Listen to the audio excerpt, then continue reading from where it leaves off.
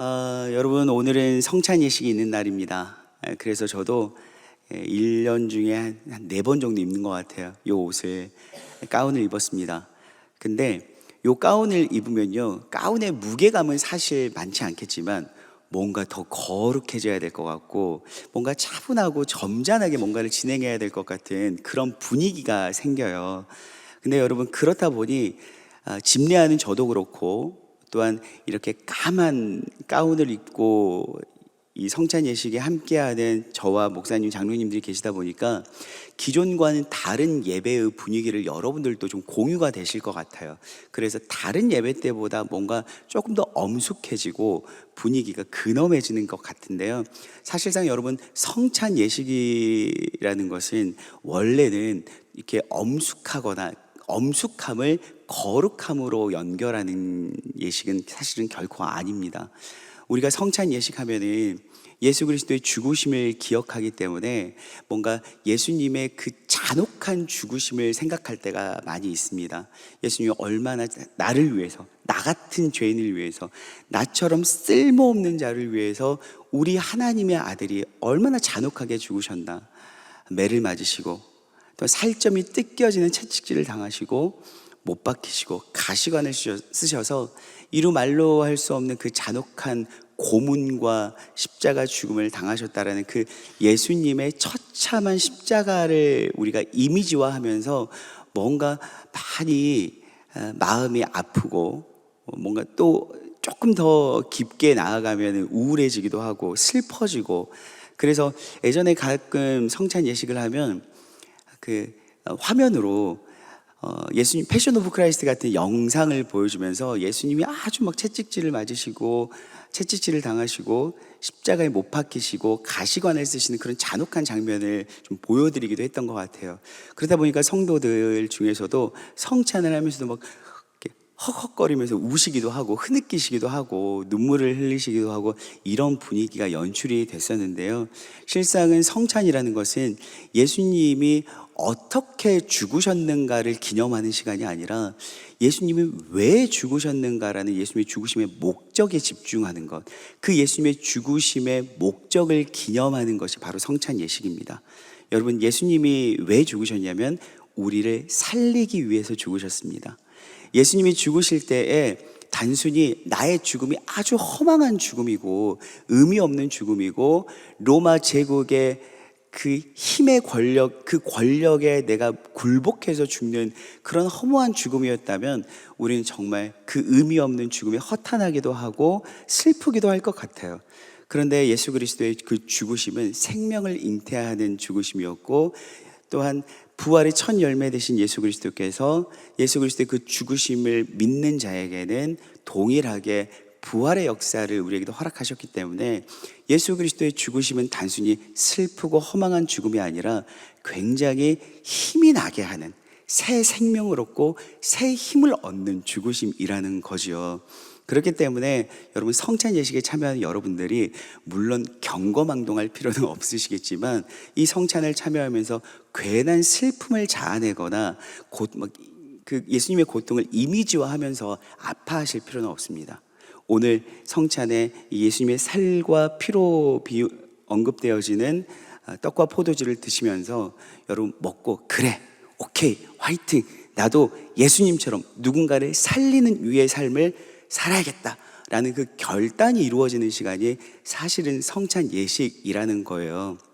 근데 우리가 예수님의 죽으심을 기억한다라고 하니까 누군가의 죽음을 기념하는데 기뻐하면 안 되고 웃으면 안 되잖아요. 장례식에서도 우리는 그런 어떤 분위기를 이어가는 것 같더라고요. 그래서 제가 오늘 말씀을 전하기 전에, 오늘 성찬이신데 여러분, 괜한 엄숙함보다는 마음을 좀 단단히 하시고 떡과 포도주를 마신 다음에 요 예배당 문을 나가실 때에는 그리스도의 군사가 되어서 씩씩하게, 그래, 나도 예수님처럼 누군가를 위해 죽고 누군가를 위해 살리는 사람이 되어야 되겠다라는 결단이 생기길 바랍니다. 초대교회의 성찬은요, 굉장히 즐거운 시간이었어요. 초대교회 때는 모두가 가난했기 때문에 조금 더 여유 있는 사람이 자기가 먹을 빵과 포도주를 아끼고 와서 이웃들에게 나누어 주는 시간이었거든요. 그러다 보니까 배고프고 헐벗은 이웃들은 그 성찬을 굉장히 기대하는 거죠. 그나마 배고팠던 이 줄였던 배를 채울 수 있는 시간이었기 때문에, 그래서 나는 사랑을 나눌 수 있어서 좋고, 사랑을 나누어 받은 사람은 또한 줄인 배를 채울 수 있어서 좋고, 그래서 이 성찬 예식은 일상의 식사의 모습이었고요. 이 성찬을 통한 성찬 예식이 끝나는 시간은 굉장히 유쾌하고 즐거운 시간이었습니다. 그렇기 때문에 여러분, 오늘 성찬 예식이 여러분들에게 그런 어떤 느낌으로 다가왔으면 좋겠고, 새 힘과 새 생명이 여러분들에게 허락되어지는 그런 시간이었으면 좋겠습니다. 아멘. 저는 이렇게 여러분들에게 힘내고 즐거우셨으면 좋겠습니다 라고 이야기했지만, 실상 요즘에 제 마음은요, 알 수 없는 좀 공허함과 우울감이 저를 좀 이렇게 압도하고 있는 것 같아요. 뭐라고 딱히 말할 수는 없어요. 목사님 왜 그러세요? 라고 하면, 그러니까 제가 아직 성숙하지 못한 거죠. 목회자임에도 불구하고 청년들에게도 제 표정 관리가 잘 안 되는 것 같아요. 청년들이 목사님 무슨 일 있으세요? 표정이 좀 안 좋으신 것 같아요. 혹시 몸이 아프신가요? 이런 이야기를 들을 때 되게 미안하기도 하고, 내가 정신 차려야지, 내가 왜 이러지? 라고 하지만 실상 표정으로 드러나고 있는 제 이 감정이 진실인 것 같아요. 뭔가 알 수가 없어요. 왜 그러세요? 라고 물어보면 딱히 이것 때문에 그래요 라고 말할 건 없거든요. 그런데 목사님의 어떤 은퇴와 청빙이라는 저조차도 처음 겪는 일이잖아요. 저는 서른교회 청년 출신이고 아주 오랫동안 서른교회에 있었지만, 제 첫 목사님이 유익 목사님이고, 그렇기 때문에 목사님을 보내드리고 또 새로운 목사님을 맞이하는 시기가 이 시기가 저에게도 처음이기 때문에, 이 처음 겪는 상황이 저에게도 되게 어색할 뿐만이 아니라 독특한 감정으로 다가오더라고요. 뿐만 아니라 튀르키예를 다녀온 이후에 튀르키예에서 이 자연재해라는 것, 지진이라는 것이 얼마나 사람들의 삶을 참혹하게 만드는지, 비참하게 만드는지를 실제로 보고 겪었기 때문에, 이 요즘 세계에서 일어나고 있는 수많은 일들이 제게 그냥 나와 상관없는 일로 다가오는 것이 아니라, 이스라엘과 하마스의 이런 전쟁이랄지, 아니면 모로코의 지진으로 수많은 사람들이 인명피해를 입었고, 또한 리비아의 홍수로 인해서 또 많은 사람들이 죽었고, 이런 일들이요, 제게 아무런 일이 아니라 다 나와 상관 있는 일이고 나와 연결된 사건처럼 느껴지기 때문에 마음을 다잡지 않으면 순간 저도 모르게 이렇게 뭔가 가라앉고 우울감이 있어요. 그런데 어느 날 이런 마음의 상태로 청년들과 파이팅 할 수 없고, 또 이런 상태로 사역을 지속하는 건 하나님 앞에 너무 부끄러워서 기도했죠. 하나님 왜 그럴까요? 하나님 왜 그럴까요? 라고 기도하는 가운데 하나님께서 사실 주셨던 말씀이 아모스 8장 11절이었어요. 주 여호와의 말씀이니라. 보라, 날이 이를지라. 내가 기근을 땅에 보내리니 양식이 없어 주림이 아니며 물이 없어 가람이 아니요 여호와의 말씀을 듣지 못한 기갈이라. 상황과 환경, 어떠한 이유가 분명해서가 아니라 내가 하나님의 말씀으로 충만하지 않기 때문에 그러는 거야. 어떠한 정서가, 어떠한 감정이 나의 이 정서의 여백 가운데 채우고 있기 때문에 내가 그 정서의 지배를 받고 있구나라는 생각이 들었어요. 그렇구나. 말씀을 듣지 못한 기갈이구나. 아이고 부끄러워라. 목회자가 말씀을 듣지 못한 기갈, 말씀이 충만하지 못해서 내가 이러고 있다니 라고 정신을 차리고 말씀을 묵상하는 가운데, 특별히 큐티를 하면서 이 느헤미야 말씀이 저를 바짝 정신 차리게 하더라고요. 그러면서 그렇지, 다시 새 힘, 다시 일어나자, 다시 충만하게 되었습니다. 혹시나 이 시기에 저처럼 알 수 없는 어떤 공허함과 우울감, 특별히 요즘 가을이잖아요. 하늘은 깊어지고 말은 살찔지 모르겠지만 뭔가 정서적으로 요동하고 있는 여러분들이 계시다면, 오늘 말씀으로 저와 함께 새 힘을 낼 수 있는 여러분들이 되실 수 있었으면 좋겠습니다. 이스라엘 백성들은요, 포로 귀환을 한 이후에 이들은 끊임없는 삶의 고난의 연속이었죠. 황폐해진 고국 땅에 와서 그 고토를 맨손으로 일구어가며 자신의 삶의 자리를 개간해야 되는 것도 굉장히 어려울 텐데, 그들은 성전 재건이라는 1차적 사명이 있었고, 그 이후에 역사가 조금 많이 지나서 느헤미야 3차 포로 교환자였던 느헤미야의 리더십 인도하에 성벽 재건이라는 2차 사명을 완수해야 했습니다. 여러분들이 성경을 잘 보셔서 아시겠고, 또 위 목사님도 느헤미야서의 말씀을 가지고 한번 전하신 적이 있으시기 때문에 느헤미야서의 어떤 내용, 전체적인 내용을 제가 따로 말씀드리지는 않겠지만, 이 성벽 재건이라는 것은 내 삶의 안위와 힘들어지었던 성전을 보호하기 위해서는 아주 필수적인 것이 성벽이었습니다. 성벽을 재건하면은요, 그 성벽으로 말미암아서 성읍이 형성되었고, 성읍이 형성될 때 이스라엘 백성들, 곧 포로 귀환에서 고국 땅으로 온 이스라엘 백성들이 그 성읍 안에서 안전하게 일상을 영위하며 살아갈 수 있었다는 거죠. 그런데 느헤미야가 오기 전까지 이스라엘 백성들은 고국 땅에 오긴 왔지만 성읍이 형성되질 않았어요. 성전은 있었으나 성벽이 없었기 때문에, 성읍이 없는 안전한 삶의 지대가 없었기 때문에 스스로 각자 도생하면서 뿔뿔이 흩어져서 살았다는 거예요. 그런데 느헤미야를 필두로 느헤미야의 리더십 가운데 고군분투해서 52일 만에 성벽이 재건되었고, 곧 그들이 살아갈 수 있는 성읍이 완공되었습니다. 여러분, 이건 실로 기적과 같은 일이에요. 호시탐탐 우리를 멸절시키려고 하고 있고 정복하려고 하는 그런 야욕을 표현하고 있는 수많은 대적들이 있음에도 불구하고, 우리가 살아갈 우리의 안전지대를 건축하는 성벽 재건이 52일 만에, 52주도 아니고 52개월도 아니고 52일 만에 완공이 되었다는 것은 실로 엄청난 일이었습니다. 그러나 이것이 기적과 같은 일이고 하나님의 은혜로 말미암은 일이었음에도 불구하고 52일 만에 성벽이 재건되었다는 그 수많은 기적은 단순히 형식에 불과하다는 거죠.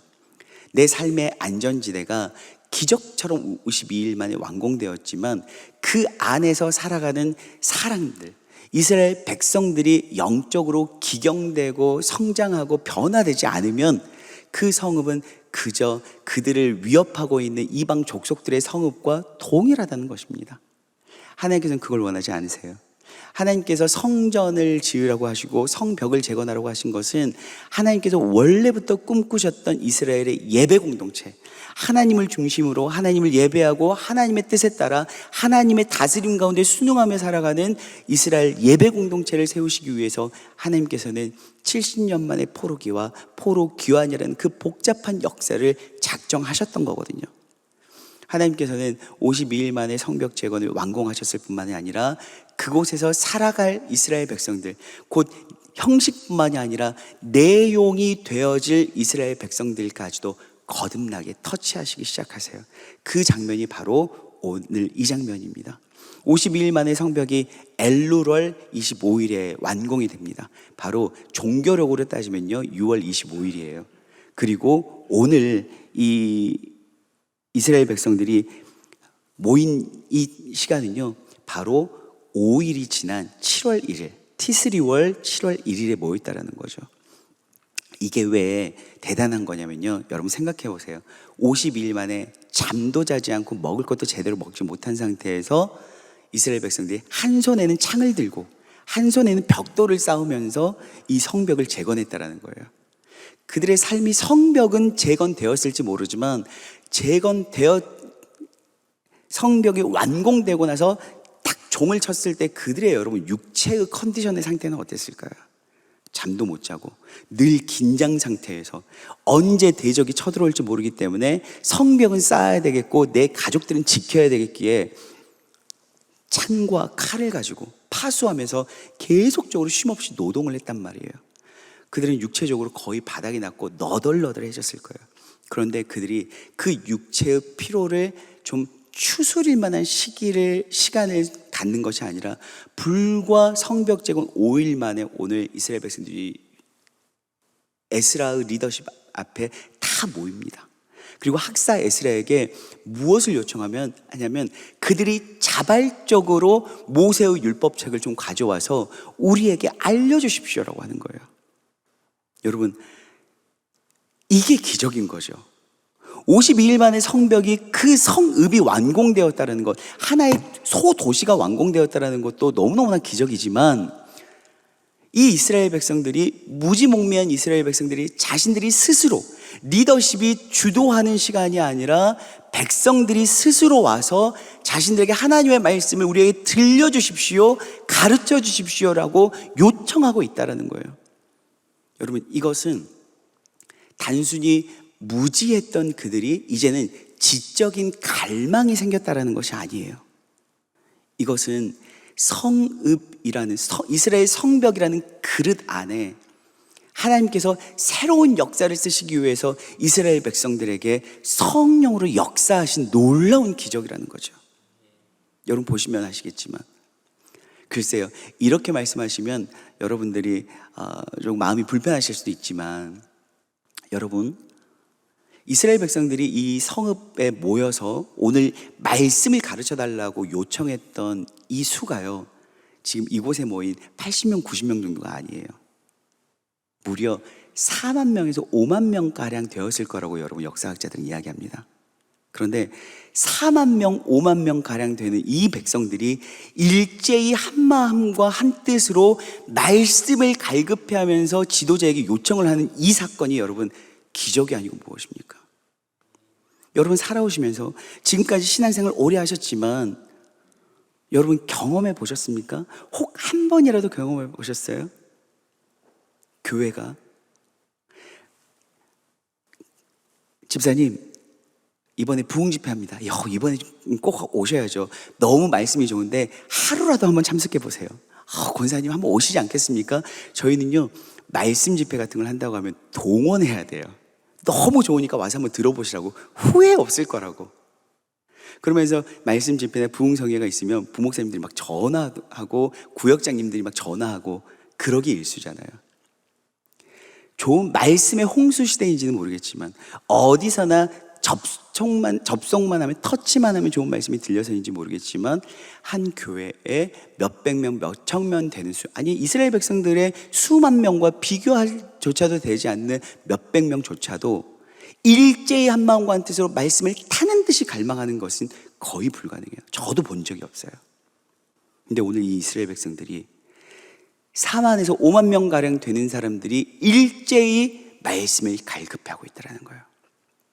에스라가 그 몇만 명 되는 수에게 마이크도 없는, 스피커도 없는 데서 어떻게 말씀을 전했을까요? 띄엄띄엄 여러분 사람들을 세워서요 전하면 그 말씀을 들은 사람들이 또 확성기처럼 릴레이로 전하는 거예요. 그림을 그려보세요. 여러분 너무 경이롭지 않습니까? 그렇게 말씀이 들리고 말씀이 깨달아지니 펑펑 울면서 회개하고 자복하는 거예요. 하나님께서 이루신 거듭남의 역사인 거죠. 그런데 이 이스라엘 백성들은요 이 말씀을 듣고 회개와 통회하고 자복하면서 회심하는 역사까지는 이르렀어요. 근데 여기서부터 이제 지도자의 몫인 거죠. 너무 통곡만 하고 있지 마십시오. 오늘은 주의 성일입니다. 말씀을 깨달아 알았다는 것은 단순히 울고 불고 내 자신의 죄악과 씨름하는 것으로만 끝나는 것이 아니라 그 이후에 나를 구원하신 하나님의 영광과 충돌하는 것입니다. 그러니 기뻐하십시오. 기뻐하라고 이야기하는 거예요. 그러면서 여러분 너무나도 놀라운 것이 요 이후에 말씀을 깨닫고 지도자들이 울지 마세요. 기뻐하십시오. 오히려 여호와의 기뻐하는 힘으로 사십시오. 라는 요청을 드린 이후에 그들이 어떻게 합니까? 음식을 먹고 마시고 나누어요. 그리고 준비하지 못한 자들에게는 나누어 주고 있어요. 그리고 모두가 단 한 사람도 소외되거나 제외되지 않고 이 분위기 안에서 말씀을 듣고 동일한 말씀을 듣고 깨달은 모든 사람들이 함께 음식을 나누어 먹고 말씀 잔치뿐만이 아니라 음식 잔치가 이루어지고 있어요. 여러분 이 장면은요 출애굽한 이후에 광야에서 이루어지는 만나와 메추라기로 이루어졌던 광야의 식탁을 이야기하기도 하지만 바로 우리가 예수 그리스도께서 제정하신 성찬의 모습이 재현되고 있는 모습이라고도 여러분 말할 수가 있습니다. 여러분 오늘 이처럼 여러분들에게 말씀에 충만한 깨달음이 있길 원합니다. 예수 그리스도의 살과 피, 떡과 포도주를 먹기 전에 먼저는 삶의 여러 가지 사건 사고로 말미암아서 때로는 힘겹기도 하고, 때로는 눈물 짓고, 때로는 좀 공허하고 허망하고, 때로는 우울감이 있을 수도 있고요. 때로는 너무 텐션이 높아질 수도 있고요. 각각 여러분들의 삶의 상황과 정황은 다 다르겠죠. 그러나 그 모든 것이 하나님의 말씀, 오늘 여러분들에게 선포되어진 하나님의 말씀으로 말미암아 여러분들의 삶이 기경되어지기를 바라고, 또 뿐만 아니라 이 말씀으로 말미암아 우리 서림의 모든 성도들이 일제히 동일한 마음이 품어지면 좋겠습니다.